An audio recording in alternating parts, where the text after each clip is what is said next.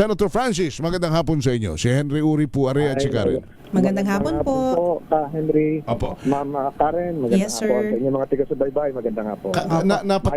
Napatawagan namin kayo kasi yung maritime zone law, parang hindi masyado hong naiidiin na Senator Francis. Kayo author nun, paano bang gagawin natin dito? Alam niyo po, maliwanag naman po yung batas. Yung Maritime Zones Law, Republic Act 12064, at yung kapatid nito, yung Republic Act 12065, yung Philippine Archipelagic Sea Lanes Law, ay lahat po yan ay nakabase sa Law of the Sea, sa UNCLOS, International Law. Dinomesticate po natin yan, ginawa nating local law yan, kasama na rin po yung 2016 arbitral ruling. Ang ibig sabihin po noon ay parang in-implement na po natin yan sa ating bansa. Kanya lang ho ang kailangan nga natin para talagang Yung nakakalito. Yeah. Pero Senator Francis, yun kasing arbitral ruling hindi nga natin ma-impose kasi Hindi po kinikilala. Hindi kinikilala. Ng kabilang party. Kung i-impose natin yun, it could mean, I don't know, could possibly mean war. Hindi naman natin kaya talaga, whether we admit it or not, hindi natin kaya ang puwersa ng China. Opo. So, ang ibig ko sabihin po niyan, yung arbitral ruling na sinasabing hindi natin kayang i-enforce, implement, kasi hindi self-executory yung arbitral ruling 2016, na meron na naisabtas po natin yan. Enforcement na po yun. Ang ibig sabihin yan, nagkaroon po ng map of jurisdiction yung ating Navy at Coast Guard kung saan sila magbabantay.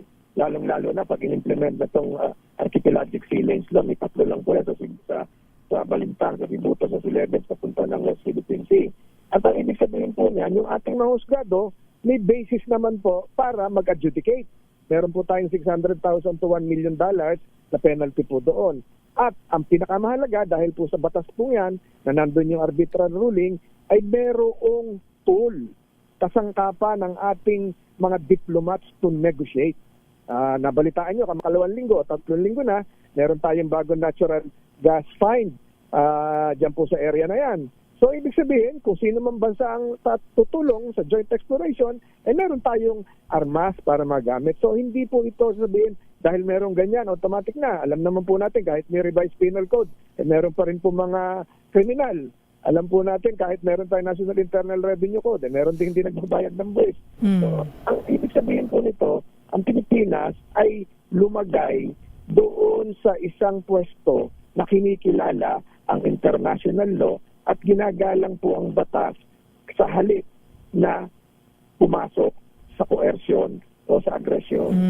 Hindi po yan ang issue. Ma'am, sir, ang issue po ngayon, go ahead, sir. Nakakalito po ngayon, yung nakakalito, pangungunahan ko na kayo, yung nakakalito po, yung sinasabi na wala daw mapa. Yung mga Opo. Senator Tol, ililipat lang po natin tayo sa kabilang linya kasi medyo nagkakaroon po tayo ng konting signal problem dahil napakahalaga po ang inyong in-explain sa ating mga nanunod at nakikinig para makita po nila kung ano po ba ang kalakasan ng batas na ito, itong Republic Act na to na nagpapakita sa maritime zone ng ating bansa. So, sige po, babalikan natin si Senator Tolentino. Pero siguro sa kanyang pagbabalik, gusto ko rin sigurong itanong kung ano ba yung maikukumpara ba natin ito kasi sabi niya base po ito sa tinatawag na arbitral ruling noong 2016. So will this also be an advantage kumpara doon sa dinidikdik po ng China na 9-9 line na zoning naman po nila yung nasa mapa na nila.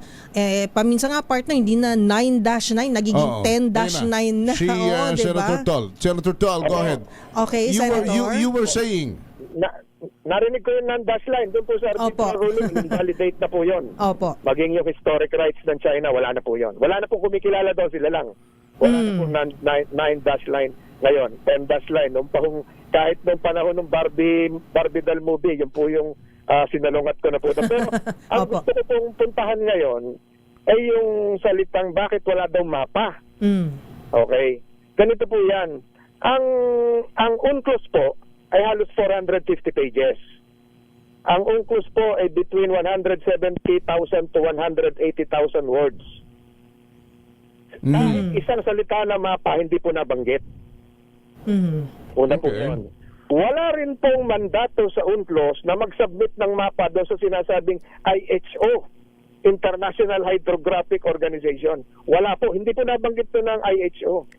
Ang sinasubmit po ng isang archipelagic state, kagaya ng Pilipinas, ay yung coordinates at yung charts ng coordinates, which is precise.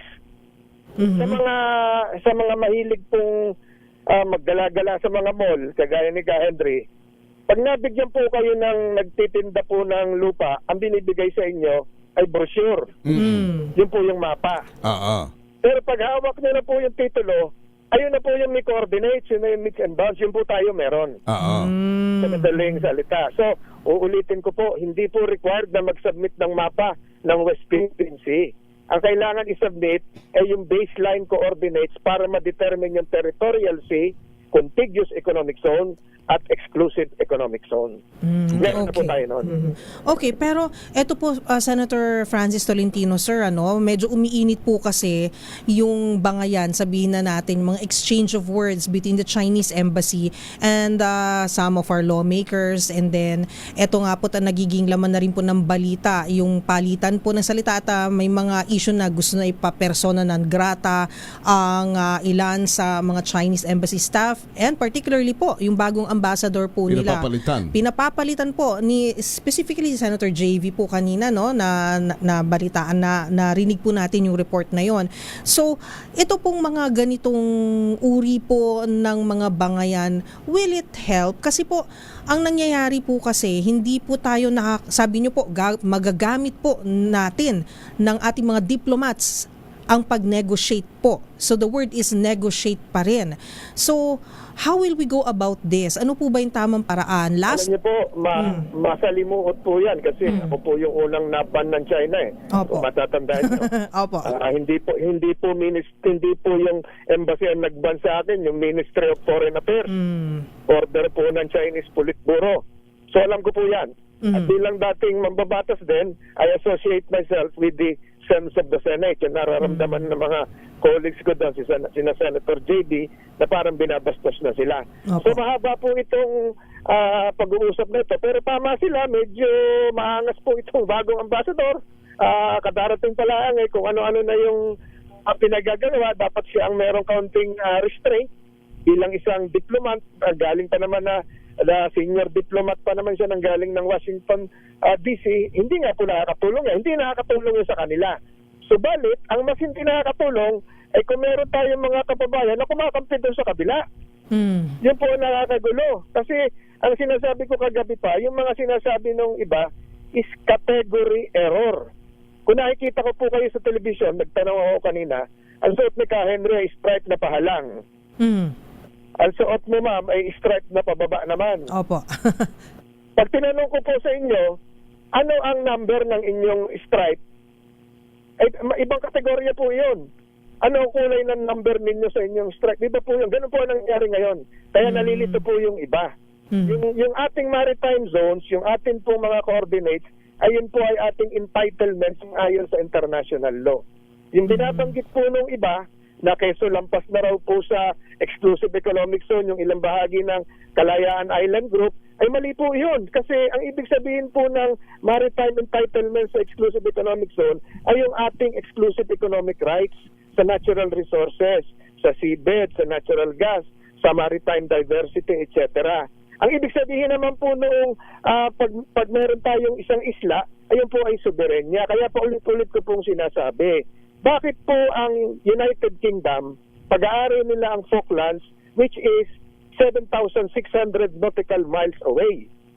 Bakit po ang United States, pag-aari nila ang Hawaii, which is 2,100 nautical miles away from the nearest baseline of California? Ganun din po ang France, sa 8,100 nautical miles away, ang French Polynesia. So hindi po magka-ugnay, ibang kategorya, yung exclusive economic zone sa sovereignty. Okay. Nakuha niyo po Yeah. We got it. Ganun po yung isang mambabatas na naririnig ko, inuugnay po doon, ay nalilito na po ang tao. Hindi po yun ang usapin. Ang usapin po doon, atin po yung Pag-asa, atin po yung Kalayaan Island Group, walang nagre-require na mag-submit ng mapa. Subalit kung gusto mo maghanap ng mapa, kahit sa National Store ay makakabili ka. Pero ang precise definition, measurement, ay yung coordinates which the Philippine government has already complied Siguro, with submitting. pasukan ko lang partner kay Senator Francis. Ano naman po ang magiging papel naman ng pinag-uusapan ngayon na Code of Conduct na matagal na pong gusto talagang ma-push ng ating bansa, ng DFA po? Malaking bahagi po yan. Bilang tayo po ang chairman ngayon ng ASEAN, Yes. yung padating na ASEAN, maganda pong maitulak yan kasi maibsan ang yung counting tension at maunawaan dapat ng China na mali na talaga yung kanilang ginagawa at wala nang basihan yung pag-occupy nila sa panganiban, sa mischief, sa fiery cross, etc. etc. So, yung Code of Conduct ay magsisilbi pong gabay. Wala pong pagkakaiba yan sa tatawid ng isang intersection, ay susunod tayo doon sa traffic light naman. Okay. Magkakaroon ng kaunting Sen, order o regulation. being pragmatic about it, ano ho, kasi China, ayaw naman talaga nilang kilalanin na meron tayong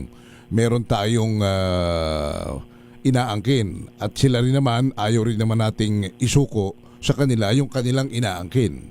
So in other words, talagang magkakapahirapan ito. At napakatagal ng pinag-uusapan ito. Pero walang nananalo, paratingan ng salita, pagalingan ng argumento, pero nananatili na walang yung China hindi nga kinikilala partner yung arbitral ruling. Tayo naman ayaw nating bitawan. Siyempre meron naman tayong karapatan at gusto natin pagtanggol yung soberenya. Sen, kasi pag nangyayari ito, parang sa atin pag nagpanuwag ang toro, naiipit tayo yung bisiro. Pag ginagalit yung China, obviously naban yung mga opisyalis ng KIG. Tapos baka may mga sumunod pang mga ibang hakbang na gawin ho ang China. Maapektuhan ng ekonomiya, maapektuhan yung ating mga kababayang maliliit. Anong win-win solution din Senator Francis? Alam niyo po, kung tayo ay magbe-bend, kung tayo susuko, mas maapektuhan po ang ating ekonomiya. At hindi ang nakatuon tayo ng pansin ngayon ay dito lang sa West Philippine Sea. Na isabatas ko na rin po yung eastern portion, yung dating Benham Rice. Bininyagan ko nga ngayon, palampas ng Pilipinas. So, maliwanag, pareho din po yun. So, sa atin po, atin lang pong pagtibayin yung ating pagkakaisa. Nakakalungkot po na mga kasamahan tayo na gusto pang ibigay yung ibang mga pag-aari natin. Samantalang Article 1 ng ating saligang batas ay nakalagay kung ano yung bahagi ng ating territory. Ang ibig sabihin po, pag nagbigay po tayo ng bahagi ng ating bansa, unconstitutional na lalo yun. Hindi po pwede mangyari. Dapat po tayo magkaisa. Mahaba pa ho ito, subalit tayo po ay nasa angkla ng katarungan, nasa angkla po tayo ng international law, at nasa angkla po tayo ng bansa. Hindi po dapat natin ibigayan. Maliwanag po yun. So ang win-win solution is tuloy pa rin yung pakikipag-usap. May narinig tayo kanina, sabi ng Chinese ambassador, let's talk. Okay. Let's talk. Kung hindi tayo pumalag, kung hindi tayo gumawa ng batas, palagay ko hindi na makikipag-usap sa atin yan.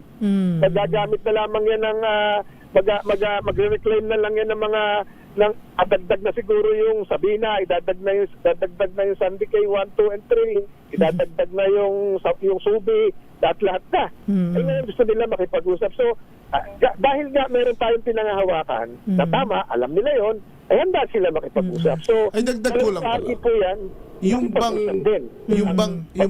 bang halimbawang encroachment, halimbawa, biglang yung kanilang mga sasakyang pandagat o mga barkong pangisda pumasok sa ating teritoryo, pwede bang may magsampas sa ating korte laban sa kanila using the Maritime Zone Act? Hindi lang po sa korte natin, domestic courts, lalong-lalo na yung mga nangyari nung araw na may nasasagasaan na maliliit na mga dambuhalang barko. Marami na po tayong nasubmit sa IMO niyan. Hindi lang po yun. Bukas po yung ITLOS, International Tribunal for the Law of the Sea. Kaya nakalagay doon yung 600,000 to 1 million peso dollars. Damages sa pagmoral. Okay. So we can Laman dagat. we can file damages. we can file a case using that maritime zone law. Okay lang kasi. Senator Tol. So we can file a case in an international tribunal using that our law, yung inyo pong inakda. Correct po. Malinaw Tama yan. po yun. At ang basihan po noon, ayun po ay talagang sang-ayon sa international law of the sea. Talagang napakahaba na. At yun po ay matibay na. Tarta po yun ng matibay na bahagi ng international law. So siguro po last on my part na lang Senator Tola, no, kasi nagkasundo po ang both sides, ang ating bansa at ang China, na every month po ay magmi-meeting po sila. Face to face po ito, sabi ni Secretary Maria Teresa Lazaro, once a month face to face regarding the COC. So what is your pragmatic prediction regarding this? Na simula po nitong buwan na to and then every month magkakaroon na ng usapin, mas magkakaroon po ba ng mas malinaw? Napakatagal na po yung code of conduct na yan eh. So siguro po, bukas yung means of communication, lalong-lalo na pag may mga maritime incidents, yes. lalong-lalo na doon sa resupply mission natin sa Ayungin, lalong-lalo na doon sa mga artificial islands na ginawa nila. Hindi natin ginigive up yan, ha? Dito sa ginawa kong batas, yung artificial islands, tayo pa rin ang may jurisdiction noon kahit silang may possession. Wala pong pagkakaiba yan. Halimbawa doon sa malaking lupain ni Ka Henry sa Antonio Quezon na meron nag-occupy at nagtanim. Siya may titulo, kanya pa rin yun. Kahit wala siya doon sa possession. So, lahat po yan ay patuloy lang. So, on all fronts, diplomatic, legislative, P2P engagement, ituloy lang po yan.